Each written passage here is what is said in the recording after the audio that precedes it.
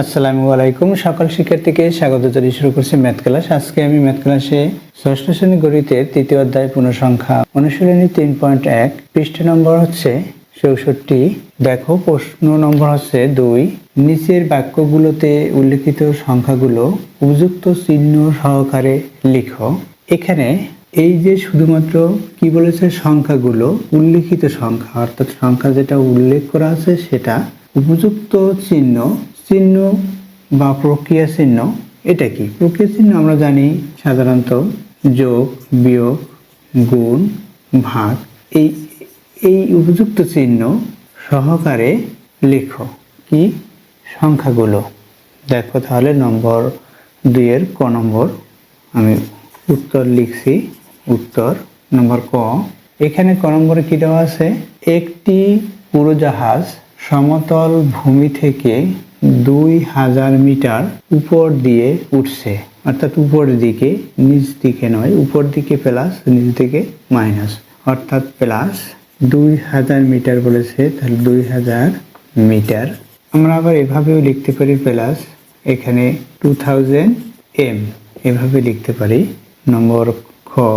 দেখো খ নম্বরে দেওয়া আছে একটি ডুবোজাহাজ সমুদ্রপৃষ্ঠ থেকে 800 মিটার গভীরে চলছে। 800 মিটার গভীরে চলছে। নম্বর খ। গভীরে অর্থাৎ নিচের দিকে বুঝাচ্ছে, নিচের দিকে বুঝালে মাইনাস হবে, মাইনাস 800 মিটার। 800 মিটার এটা আবার আমরা এভাবেও লিখতে পারি, মাইনাস 800 মিটার। নম্বর গ। এখানে দেখো গ নম্বরে কি দেওয়া আছে? 200 টাকা ব্যাংকে জমা রাখলো, ব্যাংকে জমা রাখছে, ব্যাংক থেকে তুলে নাই বা ঋণ নেয় নাই, তাহলে কি হবে? প্লাস হলো, অর্থাৎ ব্যাংকে কত টাকা প্লাস? 200, তাই প্লাস 200। এখানে ব্যাংকে জমা, যেহেতু জমা সুতরাং প্লাস 200 হয়, প্লাস 200 টাকা, প্লাস 200 টাকা জমা। এখানে টাকার জন্য আমরা এভাবে চিহ্ন ব্যবহার করতে পারি, আবার টাকা লিখতে পারি। এরপর নম্বর ঘ। দেখো ঘ নম্বরে কি দেওয়া আছে? কি 700 টাকা ব্যাংক থেকে ঋণ নেওয়া, অর্থাৎ ঋণ নিল, অর্থাৎ মাইনাস 700 টাকা, এভাবে আমরা লিখতে পারি, মাইনাস 700 টাকা ব্যাংক থেকে ঋণ নেওয়া হলো। এখানে ব্যাংক থেকে ঋণ নিয়েছে, অর্থাৎ ব্যাংক আমার কাছে পাবে বিধায় এখানে মাইনাস হলো।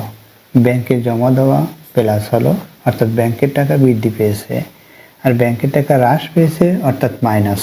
এখানে দেখো, এখানে ব্যাংকে জমা অর্থাৎ ব্যাংকের টাকা বৃদ্ধি পেল, অর্থাৎ ব্যাংকের টাকা প্লাস, এবং ব্যাংকের টাকা যদি হ্রাস পায়, অর্থাৎ ঋণ নেওয়া হয়, তখন মাইনাস, অর্থাৎ ব্যাংকের টাকা হ্রাস পেল, অর্থাৎ কমে গেল, এর জন্য মাইনাস হলো।